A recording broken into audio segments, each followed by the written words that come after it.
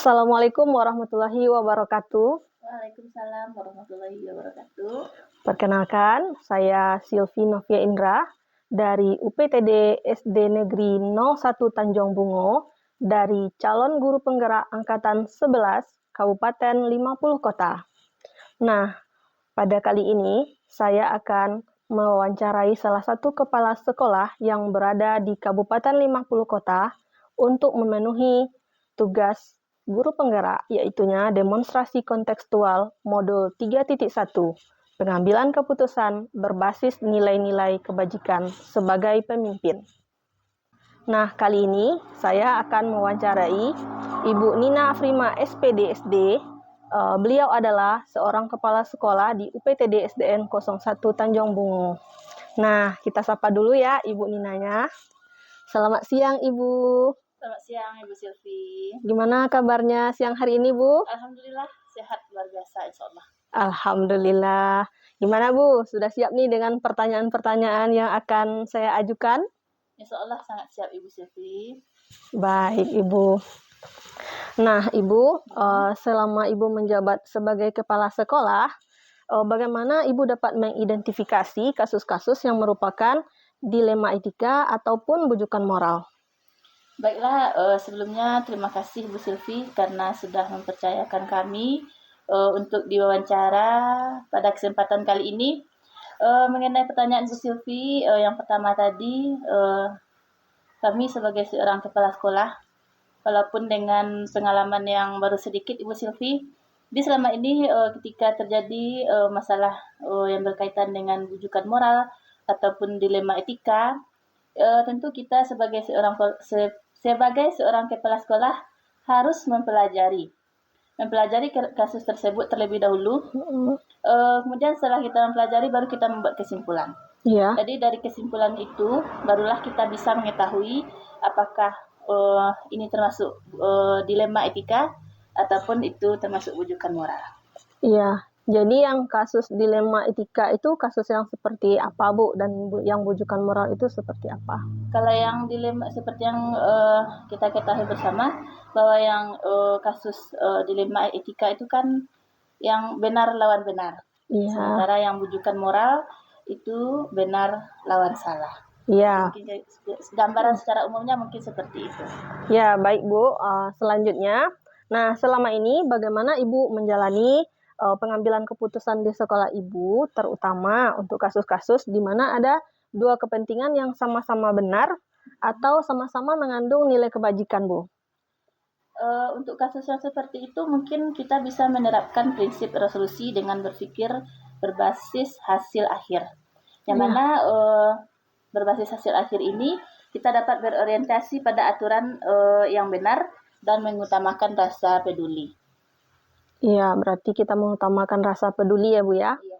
Nah Ibu, langkah-langkah atau prosedur seperti apa yang biasa Ibu lakukan selama ini Bu? Dalam mengambil keputusan ini kita mungkin salah satunya bisa menerapkan 9 langkah dalam mengambil keputusan tersebut. Di antaranya langkah yang pertama mengenali nilai yang saling bertentangan. Kemudian menentukan siapa yang terlibat di dalam kasus tersebut. Iya. Kemudian kita kumpulkan fakta yang relevan. Setelah mengumpulkan fakta, baru kita lakukan uji benar salahnya. Iya. Nah, dari hasil uji benar salah tersebut, kita dapat melakukan uji paradigma benar lawan benar. Kemudian kita bisa melakukan investigasi opsi trilema juga. Kemudian baru kita membuat keputusan. Kemudian dari hasil keputusan tersebut kita baru bisa membuat sebuah kesimpulan. Iya. Nah, kemudian langkah terakhirnya kita tentu harus melakukan refleksi terhadap kasus yang terjadi tersebut. Oh, jadi setelah kita ambil keputusan harus ada refleksinya seperti Iya. itu Bu ya? Karena memang seperti yang kita ketahui saat ini refleksi itu memang sangat penting untuk kita lakukan Bu Silvi. Bukan hanya dalam menyelesaikan kasus-kasus siswa saja, tetapi juga ketika kita melaksanakan pembelajaran di kelas. Iya, baik Ibu. Nah Ibu, hal-hal apa saja yang selama ini Ibu anggap efektif dalam pengambilan keputusan pada kasus-kasus dilema etika? ketika kita dihadapkan dengan kasus yang berkaitan dengan dilema etika, tentu kita dalam menyelesaikan kasus tersebut, kita harus berpikir berbasis hasil akhir. Yang mana ketika mengambil menyelesaikan masalah tersebut, kita harus memikirkan hasil dari keputusan kita. Iya. Jadi ketika kita mengambil keputusan itu, jangan sampai ada pihak yang merasa dirugikan terhadap keputusan yang kita ambil. Mungkin seperti itu. Iya, baik Bu.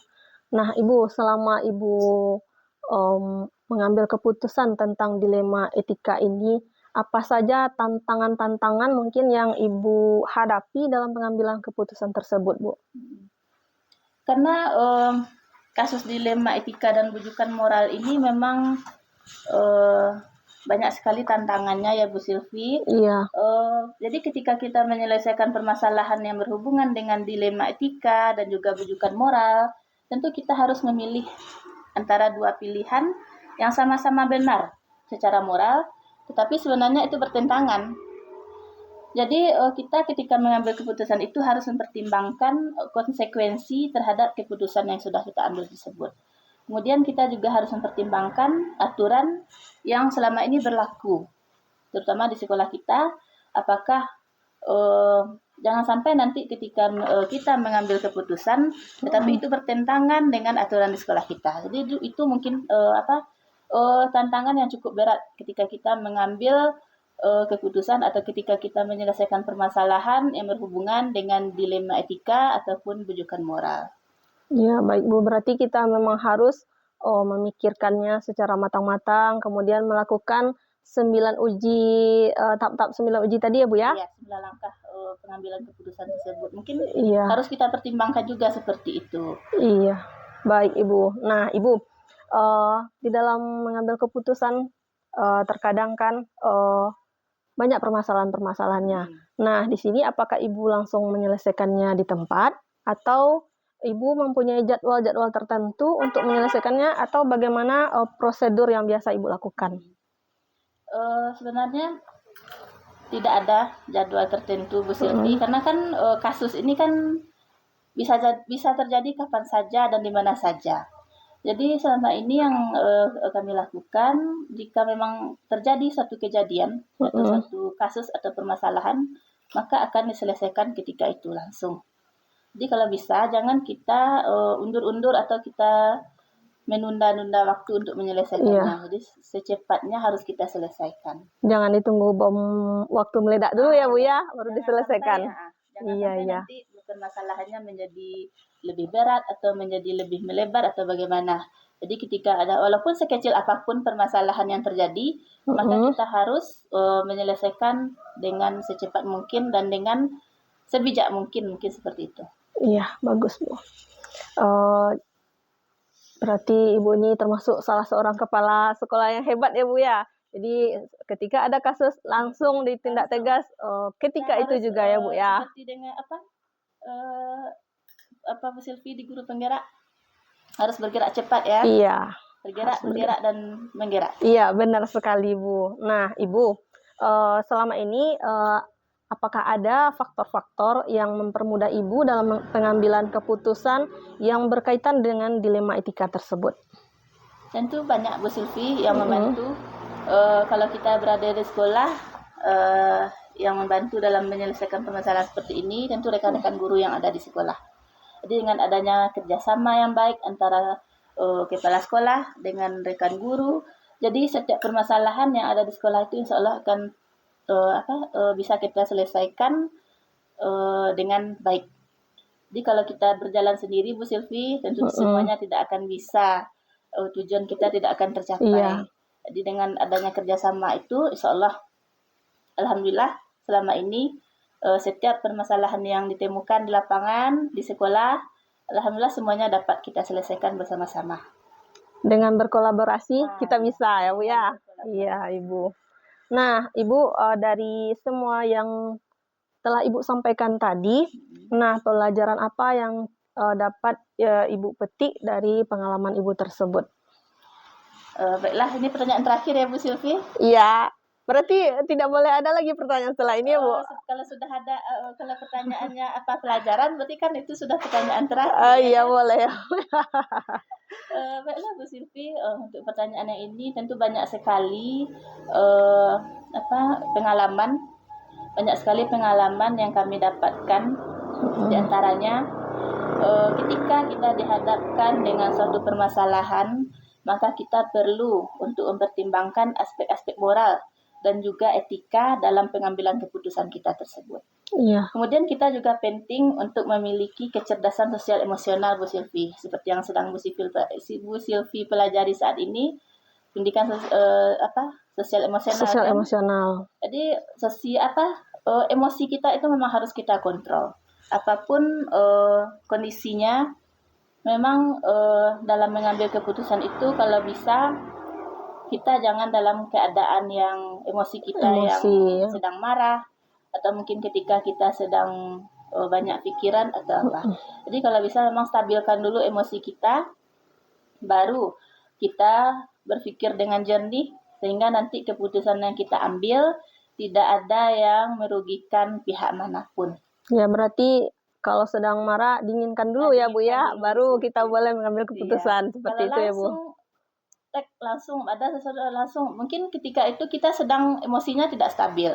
Nah, maka dari itu sebaiknya untuk mengambil keputusan itu memang tenangkan dulu beberapa menit lah, setelah jernih pikiran kita, barulah kita langkah yang akan kita lakukan. Mungkin seperti itu. Iya. Baik Ibu, terima kasih banyak Ibu. Alhamdulillah setelah wawancara dengan Ibu bertambah wawasan dan pengalaman saya mengenai pengambilan keputusan-keputusan berbasis nilai kebajikan sebagai pemimpin, seperti itu ya Bu ya. Iya. Ibu terima kasih banyak telah memberikan kesempatannya untuk melakukan wawancara. Semoga Ibu sehat selalu dan sukses dalam menjalankan tugas. Terima kasih banyak Ibu. Iya Bu Silvi, semoga semakin sukses, lancar pendidikan guru penggeraknya sampai akhir. Amin, amin ya rabbal alamin.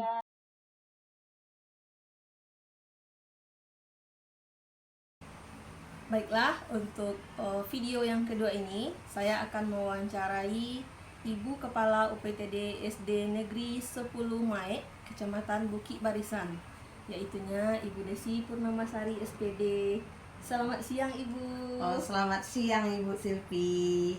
Gimana kabarnya siang hari ini Bu? Alhamdulillah hari ini kabar saya baik. Kalau Ibu Silvi sendiri bagaimana? Alhamdulillah saya juga baik. Terima kasih banyak loh Bu telah mengizinkan dan memberikan kesempatan untuk berwawancara dengan Ibu dalam tugas saya sebagai calon guru penggerak ini. Iya, sama-sama Bu. Insya Allah kalau saya bisa saya akan membantu Ibu.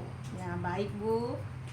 Bisa kita mulai dengan pertanyaan-pertanyaannya Bu? Iya, insya Allah bisa Bu. Oke baik. Nah ya, Ibu, selama Ibu menjabat sebagai kepala sekolah, Ya. bagaimana Ibu mengidentifikasi kasus-kasus yang merupakan dilema etika atau bujukan moral? Baiklah Ibu. Selama menjadi kepala sekolah tentu saya sendiri ada menghadapi hal-hal yang demikian ya Bu ya, baik itu kasus yang berupa dilema etika maupun itu bujukan moral. Nah, jadi cara saya mengidentifikasi kasus-kasus tersebut adalah saya terlebih dahulu mengenali nilai-nilai yang bertentangan, kemudian akan mempertimbangkan relevansinya. Selanjutnya saya juga akan pertimbangkan apakah dia etikanya gimana, kemudian sopan santunnya ataupun lainnya. Nah setelah itu baru saya akan menentukan pihak-pihak yang terlibat, siapa saja yang terlibat dalam hal tersebut. Nah kemudian baru saya kumpulkan fakta-faktanya. Tentu kita butuh fakta yang akan menjadi penguat kita dalam mengambil keputusan nantinya. Nah setelah itu baru saya bisa mengatakan apakah ini benar atau ini salah, seperti itu Bu. Jadi demikianlah kegiatan yang saya lakukan sehingga baru saya bisa menyimpulkannya. Iya. Baik Bu. Nah selama ini bagaimana Ibu menjalankan pengambilan keputusan di sekolah Ibu terutama untuk kasus-kasus di mana ada dua kepentingan yang sama-sama benar atau sama-sama mengandung nilai kebajikan. Iya Ibu, jadi kalau ada dua kepentingan yang sama-sama benar atau sama-sama yang mengandung kepentingan, itu namanya dilema etika ya, seperti Iya, itu Bu. iya. Nah, jadi di sini yang saya hadapi itu saya identifikasikan dulu. Bu. Iya, Nah, Bu. setelah saya identifikasikan, baru saya kumpulkan informasinya. Saya gali informasi-informasi apa saja yang terkait dengan hal tersebut. Nah, baru kemudian saya mencari solusinya. Nah, di sini solusi-solusi yang saya pertimbangkan itu tentu berdasarkan bukti-bukti yang ada. Selanjutnya nanti barulah saya akan mengambil keputusan. Kemudian ada alternatif keputusan terlebih dahulu. Nah, dari sekian banyak mungkin yang saya dapatkan, saya akan memilih salah satu solusi yang memang dapat mewujudkan atau menggapai dan menyelesaikan apa yang kita hadapi. Nah, setelah itu tentu saya juga harus meninjau kembali keputusan yang saya ambil tersebut, Ibu. Nah, apakah itu berpengaruh baik ataupun buruk? Demikian, Ibu. Berarti harus direfleksikan seperti itu ya, Bu ya. Iya, itu betul sekali, Ibu. Baik, Bu. Jadi langkah-langkah atau prosedur seperti apa yang biasa Ibu lakukan? Nah, jadi langkah-langkah yang saya lakukan sama dengan yang nomor 2 tadi ya Bu ya. Tentu kita identifikasikan dulu. Nah, kemudian kalau sudah selesai kita identifikasikan, barulah kita kumpulkan informasinya. Bukan hanya berarti kita mendengar satu pihak atau mendengarkan informasi-informasi yang belum tentu benar atau salahnya. Setelah itu barulah yang tadi itu kita pertimbangkan dulu bukti-buktinya ini. Jangan-jangan nanti bukti-bukti yang kita dapatkan ini tidak relevansi atau tidak sesuai dengan fakta yang sebenarnya. Karena saat sekarang ini kan banyak juga hal-hal yang kita hadapi, tidak hanya berupa kasus dari peserta didik, tetapi kasus guru juga ada yang seperti itu. Jadi kita pertimbangkan dulu buktinya, sehingga nanti dengan pertimbangan yang matang barulah kita mengambil keputusan tersebut. Demikian Ibu. Iya, baik Ibu. Iya. Jadi hal-hal apa saja yang selama ini Ibu anggap efektif dalam pengambilan keputusan pada kasus-kasus dilema etika tersebut, Bu? Iya, yang paling efektif tentu kita harus menyelesaikan sesuai dengan langkah-langkah tadi ya Bu ya. Tetapi ada hal lain di mana kita juga membutuhkan diskusi, itu diskusi dengan rekan guru yang terkait atau yang terlibat dalam kasus tersebut. Artinya apa? Artinya di sini kita melaksanakan secara efektif itu bukan di forum, tapi kita panggil secara tatap muka, atau kita kalau berdua saja, empat mata, iya. Nah, tanpa melibatkan pihak-pihak lain yang belum tentu mereka itu memahami, seperti itu. Ya, baik Bu. Jadi selama ini mungkin apa yang menjadi tantangan-tantangan bagi Ibu dalam mengambil keputusan yang terkait dengan kasus-kasus dilema etika, Bu? Kalau saya pribadi ya Bu ya, mungkin karena kita sebagai seorang perempuan, kadang-kadang perempuan itu kan ada kalanya mengutamakan hatinya, sehingga kadang apa yang ada dalam logika atau seharusnya itu kita lakukan terhadap guru yang menghadapi kasus tadi, tapi banyak pertimbang kita. Bagaimana ini ya, akhirnya tidak konsekuensi lah terhadap keputusan yang sudah diambil, yang sudah dimatangkan oleh kita. Jadi ini merupakan salah satu tantangan yang saya hadapi. Tetapi Bu, seiring dengan waktu, alhamdulillah untuk saat sekarang ini itu sudah mulai bisa saya benahi. Dimana mungkin kalau dulu kan baru-baru menjadi kepala sekolah ya Bu ya. Tapi karena sekarang alhamdulillah sudah masuk 2 tahun, jadi ada sedikit sudah mulai ada perubahan pada diri saya, di mana ketika suatu keputusan sudah diambil, maka saya akan konsisten terhadap hal itu. Insya Allah nanti secara beransur-ansur, secara membiasakan, kita akan terbiasa seperti itu. Ya, Gitu, Bu. baik Bu. Ya. Nah, Ibu selanjutnya, apakah Ibu memiliki sebuah jadwal tertentu dalam sebuah penyelesaian kasus dilema etika misalnya? Atau apakah Ibu langsung menyelesaikannya di tempat? Atau bentuk atau prosedur seperti apa yang Ibu jalankan? Biasanya kalau saya menyelesaikan kasus-kasus di sekolah, misalkan berkaitan dengan guru, saya lihat dulu kasusnya itu seperti apa. Kalau misalnya kasusnya itu bisa diselesaikan saat itu juga, mungkin kita dalam mengambil solusi tadi, dalam mencari informasi tadi tidak terlalu luas yang dibutuhkan, maka saat itu bisa kita selesaikan. Tetapi kadangkala ada juga kasus yang kita hadapi itu butuh penyelidikan yang lebih lanjut lagi, sehingga tentu kita agendakan atau jadwalkan kapan nanti kita dapat menyelesaikan. Tapi yang pasti di sini saya pribadi itu memiliki target. Misalnya ada suatu kasus, saya lihat dulu, saya pertimbangkan dulu, kalau bisa dalam waktu yang sesingkat-singkatnya ini harus diselesaikan. Seperti itu. Jadi tergantung sikon. Iya, tergantung sikon dan kasus yang kita hadapi. Iya. Ibu, Ya. adakah seseorang atau faktor-faktor apa yang selama ini mungkin mempermudah atau membantu Ibu dalam mengambil keputusan pada kasus-kasus dilema etika ini? Ya, tentunya dalam menghadapi kasus, kemudian dalam mengambil suatu keputusan, ada faktor-faktor yang bisa mempermudah kita. Yang pertama yang saya rasakan adalah ilmu-ilmu yang kita dapatkan dalam pendidikan guru penggerak ini. Dimana saya dulu juga pernah mengikuti pendidikan guru penggerak yang angkatan 4. Di sana kita juga belajar tentang dilema etika dan rujukan moral. Sehingga ya apa langkah-langkah yang memang sudah diterapkan di modul tersebut, saya mencoba menerapkannya secara konsisten.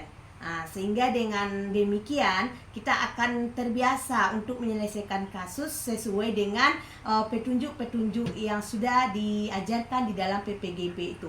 Tentunya di sini yang berperan penting ketika itu dalam penanam konsepnya adalah fasilitator kita, instruktur kita, kemudian pengajar praktik kita. Nah, saat sekarang ini yang paling berperan penting juga dalam pengambilan keputusan ini adalah bagaimana kita mampu untuk berkolaborasi dan belajar secara kontinu. Itu mungkin. Ya, baik Ibu. Mungkin boleh ini Bu, Ibu ceritakan sedikit apakah ada kasus-kasus dilema etika di sekolah Ibu, misalnya mungkin contohnya Bu seperti itu. Iya, kalau yang dilema etika tadi kan yang benar atau Benar, lawan benar seperti itu Bu ya. Misalkan ada misalnya kita suatu kegiatan yang saat itu kegiatannya memang harus kita agendakan hari itu. Nah, ternyata ketika itu juga ada rekan guru misalnya kan, dia tidak dapat menghadiri kegiatan tersebut. Jadi kegiatan tersebut dia tidak hadiri, itu karena ada misalnya undangan ataupun panggilan yang saat sekarang ini kan sering ada kegiatan online. Jadi dadakan datangnya. Jadi sebenarnya di sini kita kan dilema. Kalau kita menyalahkan guru, apa yang dia lakukan itu kan juga benar. Itu kan tugasnya dia juga. Jadi dia juga harus ikut dalam kegiatan itu. Jadi disitulah kadang kita harus bagaimana ya. Kalau diundur lagi kegiatannya, besok lagi guru yang satu lagi nanti ada kegiatan yang seperti itu juga. Itu mungkin yang sering kita hadapi. Jadi alhamdulillah berkat dengan pertimbang-pertimbang dan langkah-langkah yang tadi itu dapat diatasi dan 2 kegiatan itu dapat dilangsungkan dengan baik dan sukses. Seperti itu misalnya Bu. Iya, baik Ibu. Nah, ini pertanyaan terakhir ya Bu ya. Iya. Nah, dari cerita dan pengalaman Ibu yang luar biasa tadi, kira-kira apa pelajaran yang bisa Ibu petik Bu dari situ?